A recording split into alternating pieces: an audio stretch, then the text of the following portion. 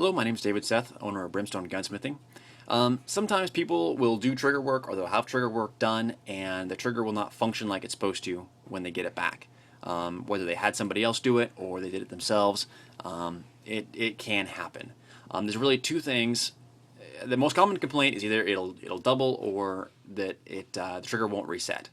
Now, if the trigger won't reset, as in you pull the trigger, the gun fires, it cycles, and then you let up on the trigger and you can physically push the trigger forward, the problem is with the trigger return spring. You need a stronger trigger return spring or need to polish things up in there so that it can move easier.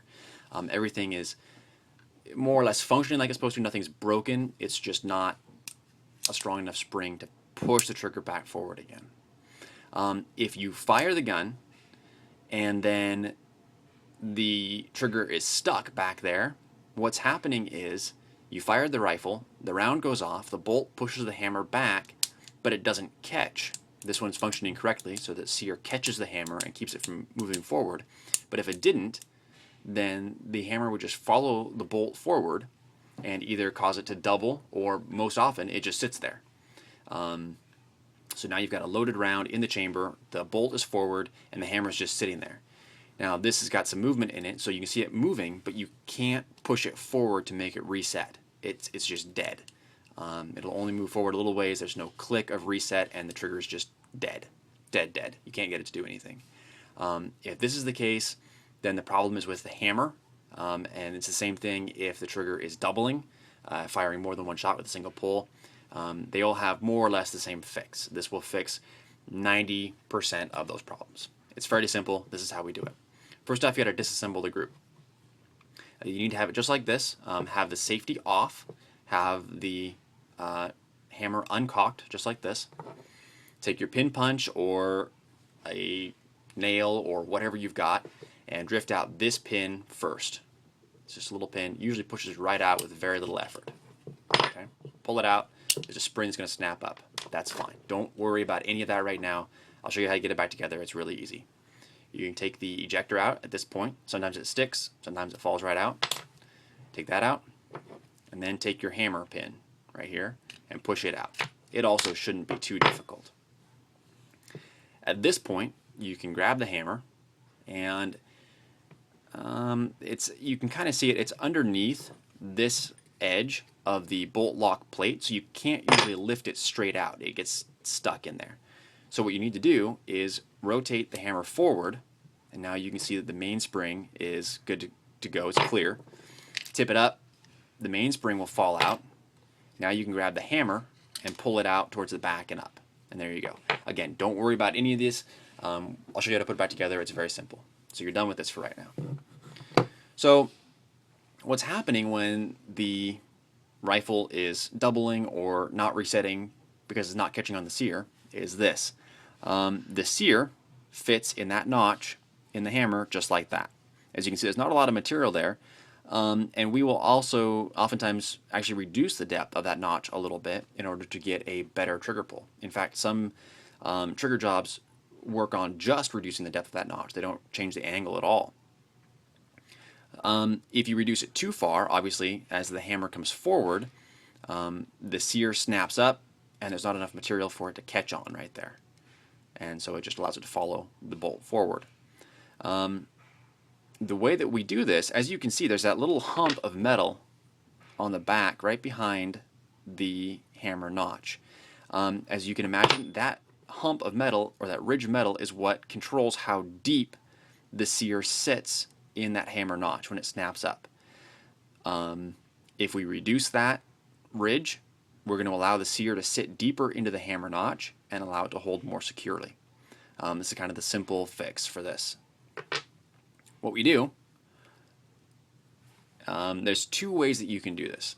The way that I do it, I have a set of magnifying glasses or goggles like you'd find for a jeweler that I use for this. They provide both eye protection, limited eye protection, and allow me to see very clearly what I'm doing. But with just regular safety glasses, you can do this as long as you're careful. I take a Dremel tool and I very carefully Dremel down that notch or that ridge. Now what you want to do is you want to be very careful that you don't slip or anything, and you don't run the Dremel tool into the face of the hammer. At best, it's just going to scratch up the face of the hammer and make the trigger pull rough. At worst, it will actually change the angle of the hammer and make your trigger pull even lighter and more prone to accidents than it was before. So you want to go real slow on this and make sure that you don't hit that face. I'm emphasizing it, but it's all a little bit easier than it sounds. And if you just accidentally kind of brush it, that's not a big deal. It's not going to change anything.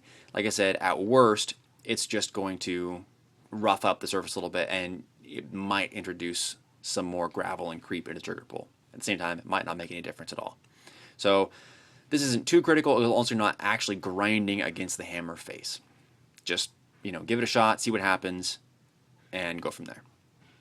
But you just want to reduce the depth of this ridge.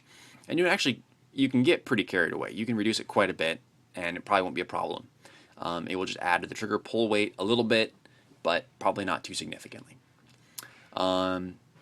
But when you're starting out, just give it a couple of passes, so that you can see you removed some metal and test it. As you can see here, hopefully, this bit that I use on my Dremel tool has been shaped a little bit. I actually have a little grinding stone for these that I use to put a nice sharp edge on there, and I angle it a little bit so that I can keep the back face of the wheel away from the hammer face a little bit. This isn't hard to do, and it makes it a lot more precise. The other option that is perhaps more traditional, but that I'm not as much of a fan of, is to take a fine Arkansas stone or some sort of stone and do the same thing, just polishing back and forth. That can work. I personally feel it's actually harder to keep from hitting the hammer face if you use this method than using the Dremel tool. Either way, it's not a bad idea to put the hammer in a vise of some kind to support it while you use the tool on the hammer. I usually do it freehand. You can do it either way. So you're going to do some work on it, and then you're going to put it back together and test it and see what happens, see how it's working, and then take it apart, probably do it again. That's fine. When you're just testing it and you're not doing a final assembly, it's pretty simple to put back together. Again, you've got that bolt lock plate in the way, so you're going to need to pull it up out of the way like that. Stick the hammer in just like this, obviously, and you kind of look through the side, and you can see you can kind of line them up. They're not perfectly aligned, but you can see they align. Now you're not going to be able to align it all the way because the sear is pushing up and pushed by the hammer return spring, and it's preventing it from seating where it should be. So you need to push it down a little bit, and you can see I'm moving the trigger when I do that. So what you want to do is you want to get it lined up like that so you can see daylight through there, get it close, and then use your left hand to kind of hold everything. Take your hammer pin, put it in place like that, just setting. None of this requires a lot of force. If you're pushing hard on something, you're doing it wrong. You need to back up and just gently kind of wiggle things around until it slips into place. You know you're close. Right now, you can put pressure on the hammer pin and it will hold the hammer kind of in place. I'm squeezing relatively hard at this point. And then just kind of, whatever's comfortable for you, you just wiggle the hammer around and push down until it snaps into place. Not difficult. It will take you a little bit of wiggling to get it in the first time. Then what you want to do, or right away really, you want to be careful that you stick your forefinger in there and let the hammer come down on your forefinger. So now you've got that contained. Otherwise the hammer will flop down inside of there and you got to stick something up from underneath or pry it out somehow. You can't really get a grip on it. So you got your hammer there. Next step is to grab your hammer spring. Traditional knowledge says to put the open end of the C-clip facing up. I always do it. It's not a bad idea. Drop. Okay, so you stick that in the hole in the back of the trigger housing where it belongs, and then you want to set the front end of it's called the hammer strut, into that notch just like that. Don't just drop it in there.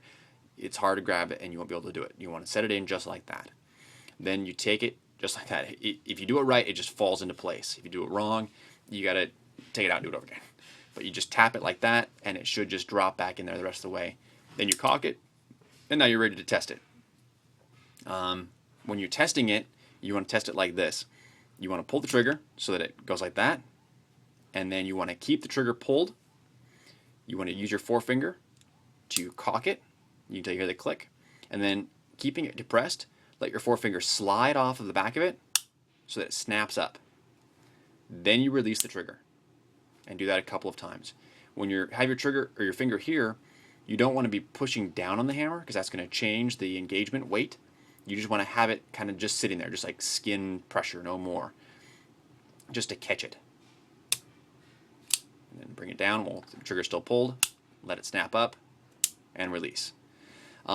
If you accidentally slip or whatever and the trigger or the hammer goes forward without you catching it, the spring is going to pop out most of the way, and it's also possible that the hammer will get stuck. It'll be stuck there and you won't be able to cock it back the rest of the way. It'll be jammed. Don't try and force it. What's happened is the safety has rotated a little bit inside of here. You just want to look down inside, look at the, you want the flat surface of the safety to be up. Just grab it with a pair of pliers a little bit and just turn it until you feel it click back into place. Not a big deal. So do that a couple times. If it feels like it's working, you feel like you got more engagement, the trigger pull weight's a little bit heavier, you're good to go. Otherwise, you need to take it apart and do it over again. Even if you feel good at it, you still got to drift this pin back out. Okay, to reassemble completely, you take your what's called the bolt lock spring right here. As you can see, there's a dog leg on one side of it, on one of the arms. As your hammer is sitting here with the face of the hammer forwards, it goes on the right side of the hammer with the dog leg end down, just like that. When I put it in, I rotate it up, just like that, and I hold it all, keep it in place with the middle finger of my right hand. Again, pull up the bolt lock plate and just drop it in, just like that. Now this is no different than doing it before. You just want to kind of keep an eye on the bolt lock spring and make sure that it doesn't rotate underneath the bolt lock plate, which will become obvious if it does because it won't work. Alright, so the bolt lock spring is up here. As you can see, it's right there. There's that dog leg end of it is forwards, which you can't really see in the video, but you can just see that little projection of metal down in there.